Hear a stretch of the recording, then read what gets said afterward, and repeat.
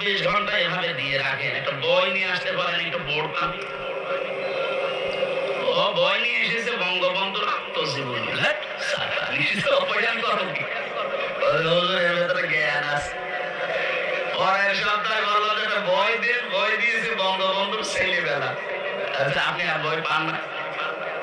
পরের সপ্তাহে বই নিয়ে এসেছে বঙ্গবন্ধুর চীন সফর। আপনার বই দেওয়ার দরকার নেই।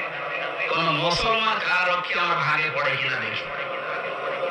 বললো আশরাফুল নামে একজন, ওরে বললাম আপনার এখানে তো নাম লেখা আছে, দেখে অন্তত বোঝা যাচ্ছে আপনার ঈমান আছে। আপনিও ওদের মতোই, কিন্তু আপনার ঈমান আছে। আপনার নাম যেহেতু আশরাফুল, আপনি এটি আজহারুল ইসলামের কাছে যাবেন, ওই বিল্ডিং এ আছে এমএলএ, বলবেন হামজা বই চেয়েছে, দেখবেন বই কারে বলে উনি দেবে। আল্লাহর বান্দা আমার প্রায় অনেকগুলো বই পাঠিয়েছিল, প্রোডাক্টিভ মুসলিম। এই বইটা আমার মনে হয় প্রত্যেকের পড়া দরকার, একবার জীবন পরিচ্ছন্ন হয়ে যাবে ইনশাআল্লাহ।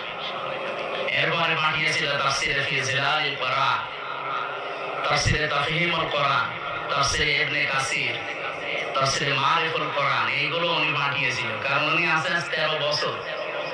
আল্লাহ বিভিন্ন বান্দারা গিয়েছে, বিদায় নিয়েছে, ওনার কাছে বই রেখে গিয়েছিল, তাফসীর রেখে গিয়েছিল। আল্লামা সাঈদীর যত বই সব ওনার কাছে ছিল। মাওলানা মতিউর রহমান নিজামী রাহমাতুল্লাহ আলাইহির যত বই, শহীদ আব্দুল কাদের মোল্লার যত বই সব ওনার কাছে দিয়েছিল। এই জন্য আল্লাহর বান্দা বাড়ি ঘরটা পুরা লাইব্রেরি, 300